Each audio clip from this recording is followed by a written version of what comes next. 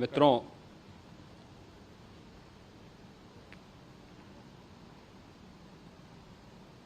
महाकुंभ प्रयागराज का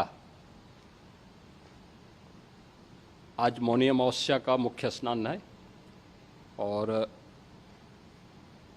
कल सायंकाल 7 बजे से ही काफ़ी बड़ी संख्या में श्रद्धालुजन प्रयागराज पहुंच करके स्नान भी कर रहे थे और काफ़ी बड़ी संख्या में श्रद्धालुजन ब्रह्म मुहूर्त का भी इंतजार कर रहे थे। एक दुर्भाग्यपूर्ण हादसा इसी दौरान अखाड़ा मार्ग पर संगम के तट पर हुआ,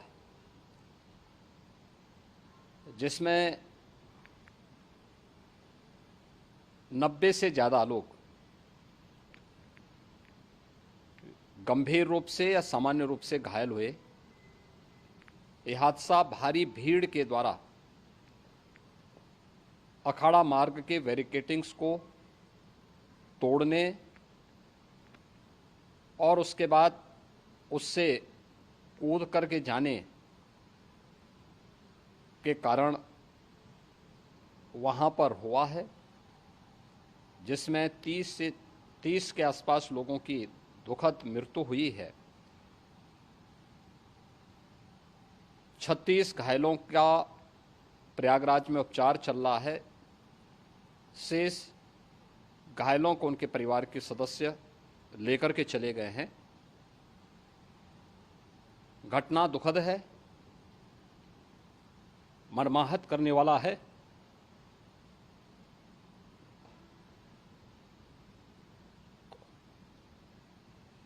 उन सभी परिजनों के प्रति हमारी पूरी संवेदना है। हम लोग रात्रि से ही लगातार प्रशासन के संपर्क में हैं। मेला प्राधिकरण, पुलिस प्रशासन, एनडीआरएफ, एसडीआरएफ,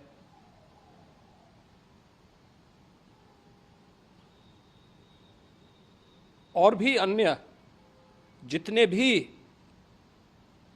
व्यवस्थाएं हो सकती थी उन सबको वहां पर तैनात किया गया है। परिणाम उसी का है कि हादसे के कुछ ही देर के बाद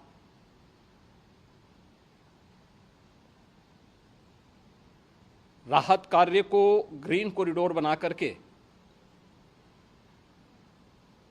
प्रशासन ने, पुलिस ने, एनडीआरएफ और एसडीआरएफ के स्वयंसेवकों ने सभी लोगों को हॉस्पिटल तक पहुंचाने का काम किया है।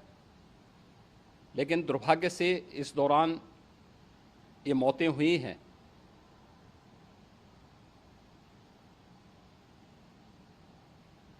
स्वाभाविक रूप से इन सब मुद्दों पर प्रश्न उठना स्वाभाविक भी है।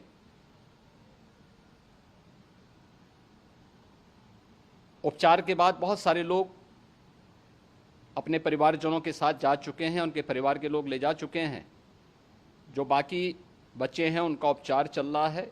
उपचार के सारे इंतजाम वहाँ किए गए हैं।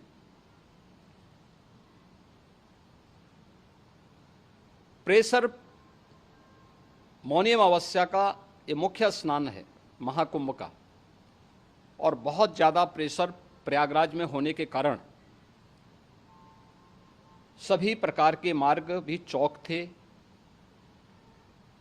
रात्रि से ही प्रशासन उन मार्गों को खुलवाने और स्थिति को सामान्य करने के लिए पूरी तत्परता के साथ लगा भी रहा।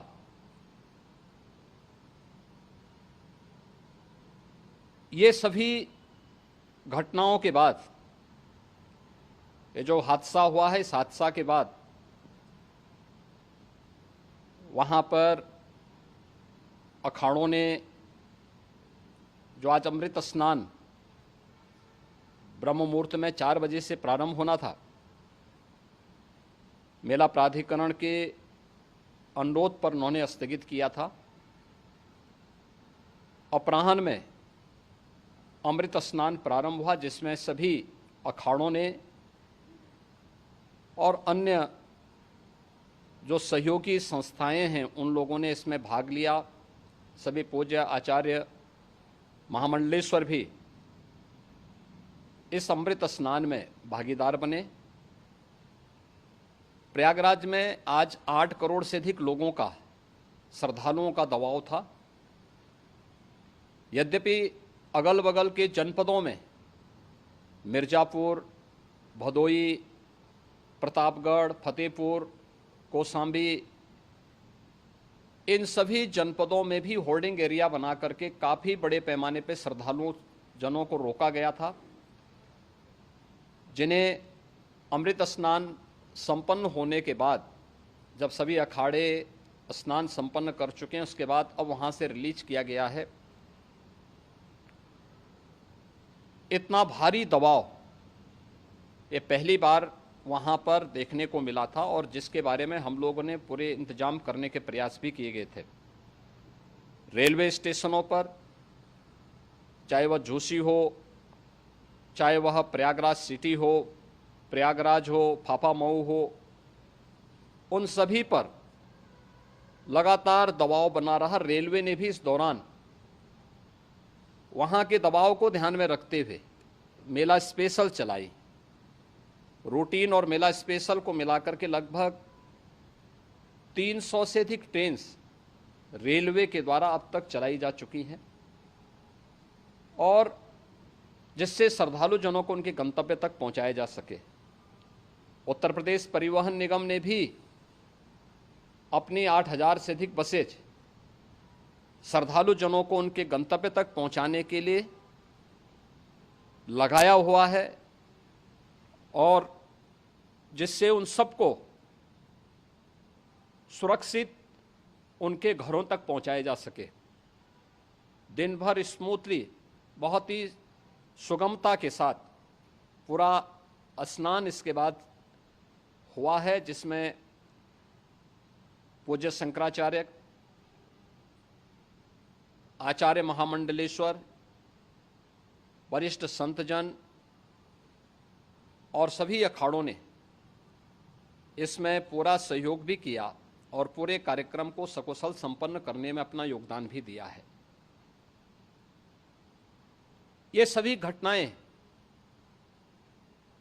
मर्माहत करने वाली भी हैं और एक सबक भी है, लेकिन हादसे के तह में भी जाने की आवश्यकता है, और इसी दिशा से सरकार ने भी तय किया है कि हम इसकी एक जुडिशियल इंक्वायरी भी करेंगे, क्योंकि कई बार रिव्यू होने के बाद स्थानीय स्तर पर हर प्रकार की सतर्कता के बाद आखिर कहाँ से ऐसे हादसे फिर भी होते हैं और हुए हैं। इसके लिए हम लोगों ने न्यायमूर्ति हर्ष कुमार के नेतृत्व में पूर्व डीजी श्री वीके गुप्ता और retired IAS Shri DK Singh, इन 3 सदस्यीय जुडिशियल कमीशन को भी इसके लिए गठित किया जा रहा है। इन सभी अन्य कार्यों के साथ साथ हम लोगों ने वहाँ की पूरी घटना पर आज पूरे दिन भर एक एक घटना को लेकर के मुख्यमंत्री का जो कंट्रोल रूम था, उस कंट्रोल रूम से भी, चीफ सेक्रेटरी के कंट्रोल रूम से भी, डीजीपी के कंट्रोल रूम से भी लगातार इन चीज़ों की मॉनिटरिंग की जाती रही। दिन भर बैठक चली है और लगातार एक एक घटना को लेकर के वहाँ पर प्रशासन के साथ संवाद भी रहा है, विभिन्न अखाड़ों के साथ संवाद रहा है, अन्य संतों के साथ भी दिन भर हम लोग संवाद बनाते रहे हैं। प्रातःकाल से ही आदरणीय प्रधानमंत्री जी का, माननीय गृह मंत्री जी का, माननीय राष्ट्रीय अध्यक्ष जी का, अन्य तमाम केंद्रीय मंत्रियों का, माननीय रेल मंत्री जी का, प्रदेश की माननीय राज्यपाल महोदया का भी इस संबंध में बराबर आवश्यक दिशा निर्देश भी और मार्गदर्शन भी प्राप्त होता रहा। इसको लेकर के यहाँ पर सरकार ने उसे नीचे मजबूती के साथ उतारने का कार्य करने का प्रयास किया। घटना अत्यंत दुखद है। मृतकों के प्रति मेरी विनम्र श्रद्धांजलि है।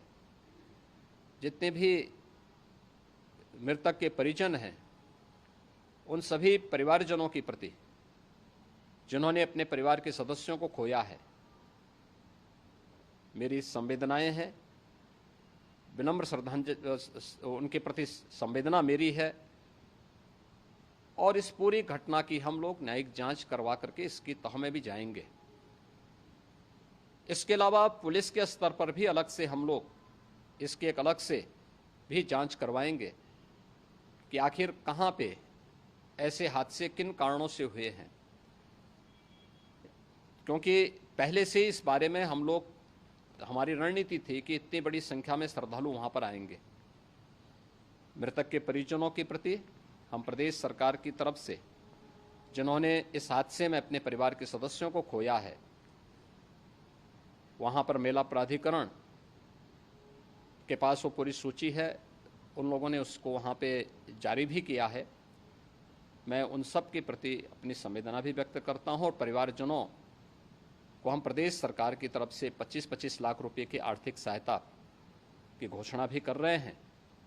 और न्यायिक आयोग इस पूरे मामले को देख करके एक समय सीमा के अंदर राज्य सरकार को अपनी रिपोर्ट देगा और इसमें आने वाले समय में या आने वाले स्नान के लिए भी हम और कैसे व्यवस्था को और सुदृढ़ किया जा सकता है, इसके बारे में भी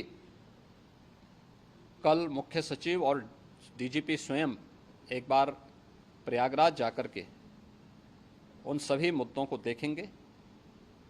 आवश्यकता पड़ती है तो फिर इसमें, यद्यपि आज प्रदेश सरकार के तमाम वरिष्ठ अधिकारियों को हम लोगों ने अलग अलग स्थानों पर वहाँ लगाया गया था और वे सभी पूरी तत्परता के साथ, प्रमुख सचिव नगर विकास वहीं थे, पीडब्ल्यूडी के प्रमुख सचिव भी वहीं पे थे, पावर कॉरपोरेशन के चेयरमैन भी वहीं पे मौजूद थे, जिन एक एक मुद्दों पर वहाँ पर वे लोग लगातार निगाह रखे हुए थे।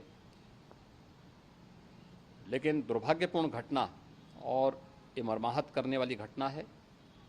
मैं सभी उन पुण्य आत्माओं के प्रति अपनी विनम्र श्रद्धांजलि भी अर्पित करता हूँ।